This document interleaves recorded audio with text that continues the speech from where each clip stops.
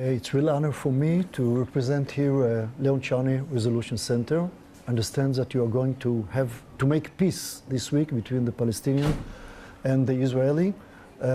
Before you make a peace, maybe we'll learn a little bit how to make peace, inner peace, in ourselves, to find out that we are really know how to cope with all the challenges that you are going through. So I will try to help you to, in a very short lecture, to make a little bit better balance between your challenges and your abilities and how to walk through it. And I want to start with a story. I'm a clinical psychologist. A few years ago, a young lady, 16 years old, came to my office with her mother, and she said that she is and her mother said that she is an excellent piano player, really one of the best in Israel. She's representing Israel in competition and concert all over the world. And she's coming to therapy because of stress. She can't handle it anymore. She can't sleep at night. It takes her a long time to fall asleep. She wakes up many times during the day. She's starting to feel some concentration problems during the day.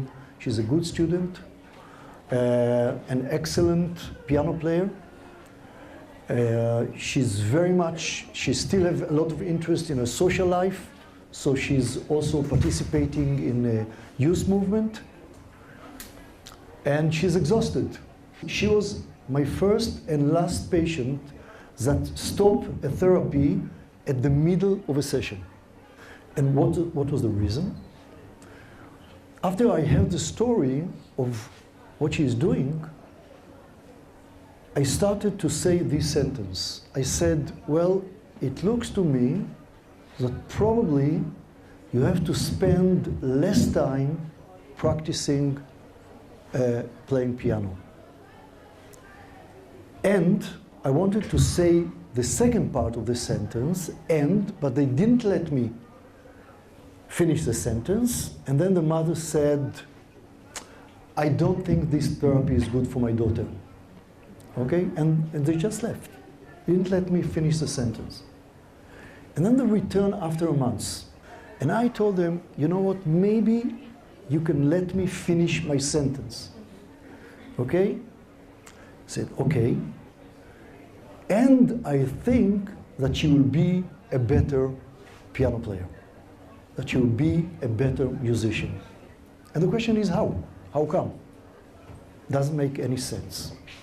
And I asked the girl, why are you playing, or why you're practicing so many hours? And she said, because I want to be confident that I'm doing it in the right way.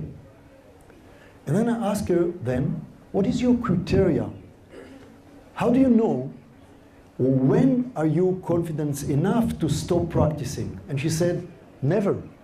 I just stop practice when I cannot practice anymore. She wants everything, and she wants to be completely in control in her life, which means that she will achieve everything she likes to achieve. So I have to find a solution. And in order to show you what is a solution, I want to do with you an exercise. And for this exercise, I need a volunteer that will volunteer to sit here on this chair and doing nothing.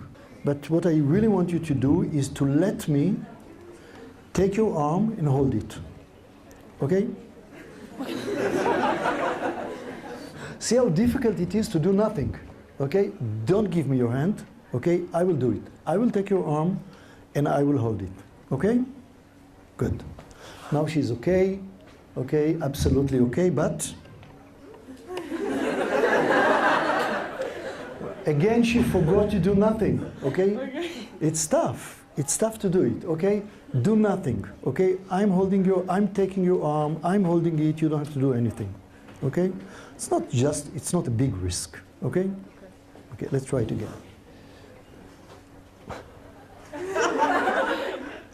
Why are you still holding your arm? You're supposed to do nothing. holding it. Okay, but you're keeping your arm like that. Don't hold it. Okay. Let me hold it. Okay? Still, I'm not holding it. She's holding it. When I leave it, she left her arm. It's tough. It's tough to do it. But never mind, you're not alone. Okay? About 40% of the people here will do the same. What is the meaning of that? And this maybe, if you remember only one thing for my lecture, I'll be satisfied. What do you think about the people that their arms stay on the air? Usually when I ask a person like that, why your arm is on the air, he will say, well, I have to be in control. Okay? I'm not giving the control to the other person. I have to be in control. And that's why I keep holding the arm. Okay?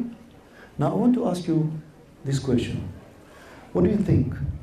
Do you think that a person that his arm is staying on the air is in control? What do you think? Why not?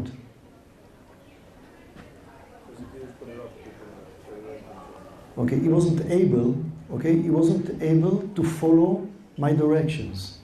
He wasn't able to choose between holding and letting go. So you're not in control. If you cannot choose, you're not in control. And we have a chance here to reformulate or to make a new definition of what it is to be in control. And kids from age 8 and up can understand it.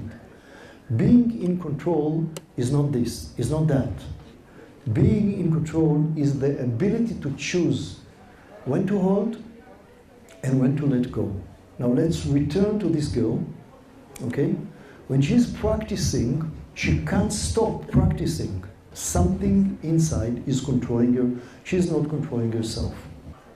I ask her, do you know what is exactly the point when you know how to play, but you keep going, practicing, because you want to make sure that it will be okay? And she said yes. And I asked her, okay, I'm asking you a very big thing. At that moment, that you know how to play, but you're not sure, and you need some confidence, give up the confidence. And she tried to do that, and she said, I was anxious when I'm doing it, when I'm still practicing, but then I feel a relief. And finally, and I can tell you because it happened a few years ago, she's just doing much and much better, and she's really an excellent piano player right now all over the world. So what's happened here, that she was able to learn what I think is a difference between being in control or having the experience of control. Okay, for example, and let's go to another field. If you want to make sure that you'll be safe on the road, don't ride a car. Don't go to a restaurant, right? Because you don't know what's happening in the kitchen. When you give up, when you say, well, I'll do the best I can, I'll be the best driver, or I trust my mother or my father. When you do that, you have the experience of control, although actually you're not completely safe. If you want to make sure that nothing will happen to you on the air, don't use planes. You can avoid it. Okay, this is one solution, to avoid. Another solution is to be anxious all the time. The other options that I want to advise or to offer here is to learn, okay? Is to learn how to let go when you have to let go. In order to have the best performances, we have to have a medium level of stress, okay? And we know when we have a very low stress over here, almost zero performances. When our stress is going up, our performances are going up, okay? But there is an area, okay, of the optimum, of the best performance that I have, a middle level of stress. When I get more stress, my performances are going down.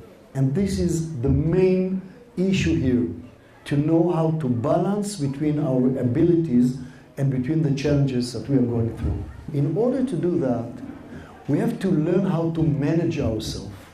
We have to learn how to choose, how to freely choose.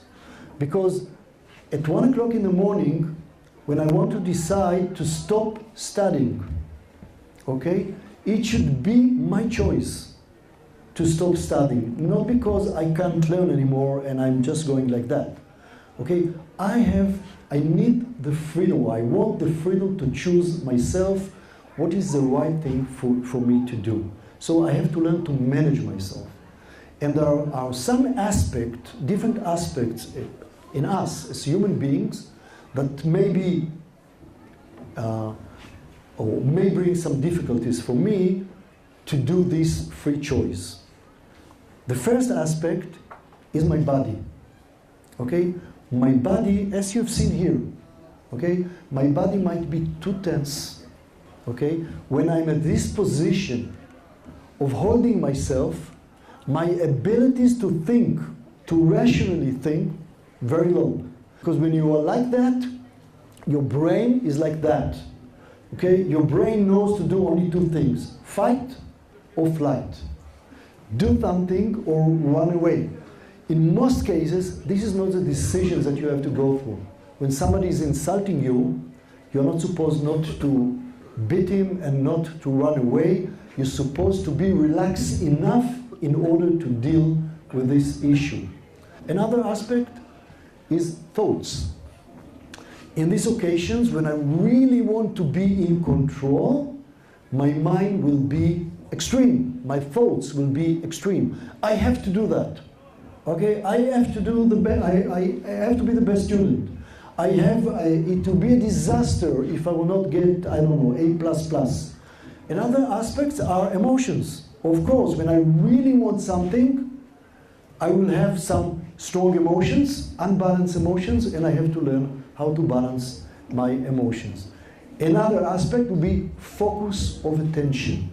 Because when I really want something, my attention is focused on that. I have to solve this problem, and it's very difficult for me to give up this focusing on the problem and just cope with the other aspect of my life. And the last aspect, which we are not going to talk about today, is the interpersonal aspect. Because when I am under stress, my interpersonal abilities are really decreasing. My ability to listen to other people is very low, and I really, it's a good situation, or it's a good situation to break some relationships and do all the bad things that I don't want to do. What I want to do, and I want to demonstrate here in some ways, is to be able to be balanced enough to manage myself and freely decide when and how to respond to things that happen to me. At least when I cannot control everything around me, I will be able to control my inner world. Maybe you can make inner peace with yourself and be more manageable by yourself. Okay? But these kind of thoughts, if they are true or if they are not true, when we have them, when these kind of thoughts are controlling us, we're in trouble. I want to tell you something. Most of our extreme thoughts, we don't believe in them. When I said nobody loves me, most of the time, it doesn't really reflect what I think or what I believe, but it more reflects what I feel. I must succeed in the exam. Now, what do we mean by that? I must succeed. What will happen if I will not? Okay, it will be disaster. Okay, it will be disaster. We know that if we will fail, probably we are going to survive. But still, that's what we feel right now. And does it make you feel good? This kind of thoughts. I must succeed in the exam. For most people, it will be threatening. Because when I feel under threat, too much stress, my abilities, as I showed you before, are decreasing. So, what can we do with that? First of all, we have to be aware that this is going through our mind. At the moment that we are aware, maybe we can do something about that. So the first step will be, it's a 4-step model. The first step will be to identify the thought, to understand that I have this kind of thought and that this thought is controlling right me now, and because of these thoughts, for example, I can't stop learning. The second step will be to put a question mark, to relax your muscles a little bit and rephrase a statement, not as a fact anymore, but put a question mark on it. Should I succeed in this exam? Most of the time, I will say, yes, I should succeed in this test. So we go to the third one. And the third step is the most interesting one, because at the third step, what we say, we're not saying, no, you don't have to, you have a second chance, don't worry about that. Why don't we say that? Because we know it. Because we know it, you don't have to say it. Okay? So we don't try to make it nice. We don't try to say, no, it's not true, you always can do it again, or, you know, even if you're not B, I don't know, A student, even B students are doing well in life. No. We don't do that because we don't believe in that at the moment. So the only thing we change is that we change it from a fact to a thought or a feeling, which means right now, and not always, right now, my enemy right now is my thoughts or my feeling. I feel like I should succeed in the exam, and that puts me under a lot of pressure. So what is putting me under pressure before the test? The test or my belief that I should succeed in the test. The belief, okay? Not the test. And if this is my feeling, it's mine. Or if this is my thought, it's mine. And if it is mine, it's up to me how to relate to that. In the fourth step, I will say, I won't let this thought or emotion to control me or to direct my behavior. I will do the best I can to be ready for the exam. When I get the result, I will check what the meaning of that. What is the meaning of my grade and how can I cope with my grade? How can you do that? That's the whole secret, okay? How can I not be stuck on my thoughts? Okay, because I'm not saying that my thought is not true, I'm just saying it's bad for me that this thought or feeling is controlling me right now. I want to be free from the influence of this thought or emotions. So how can I do that? What we ask our people to do, our students to do, is to broaden their attention. Okay, I'll give you an example what is broadening of my attention.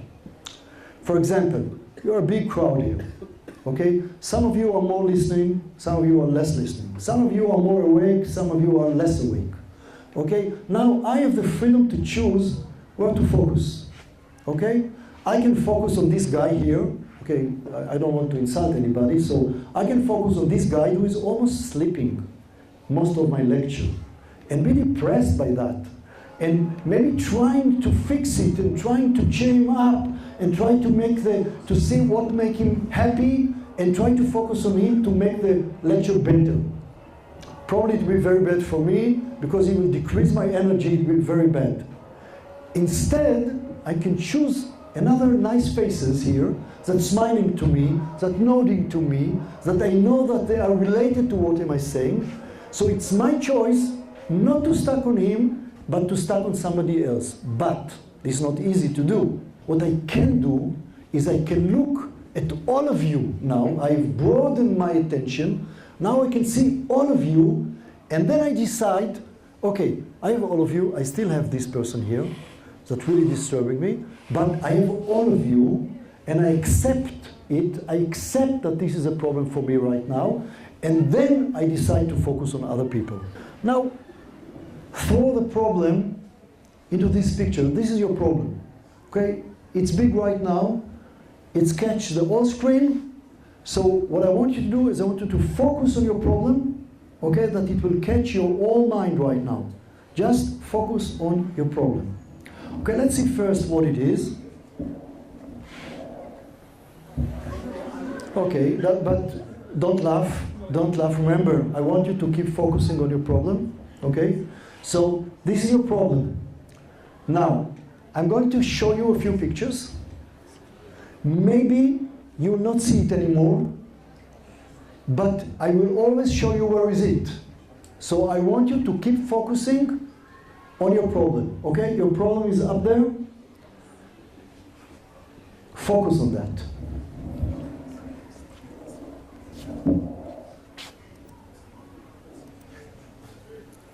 Okay, it's here.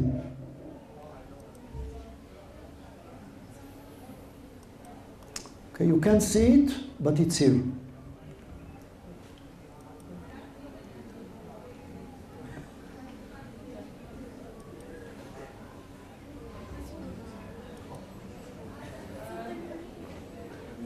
It's here.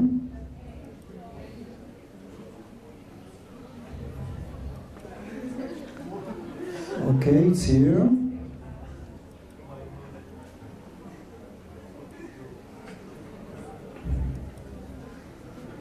It's here.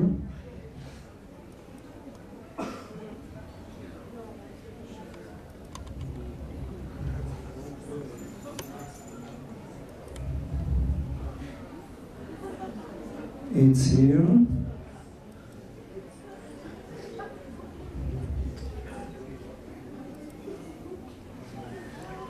Okay, it's here.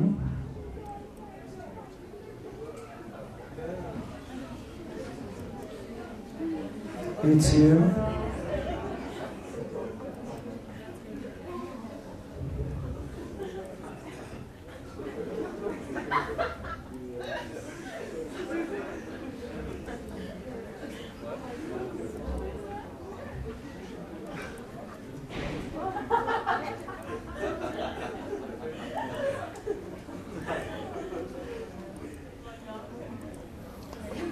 Okay, how much do you still focus on your problem?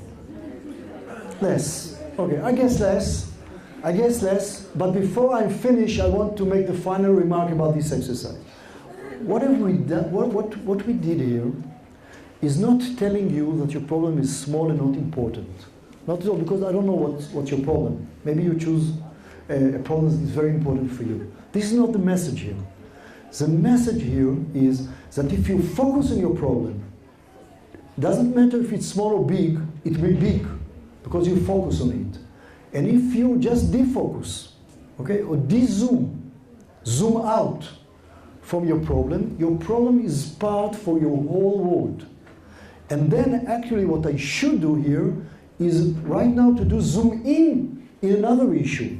Okay, that's exactly what I try to demonstrate when I'm speaking. How do I defocus for one of the person who is not listening, then enlarging my attention to zoom out from this person, and then I can zoom in something that I have to cope right now in my life, or I want to do, and I hope that you'll be able to practice some of the things that I show you here in the short workshops that you will have right now. And thank you very much for listening.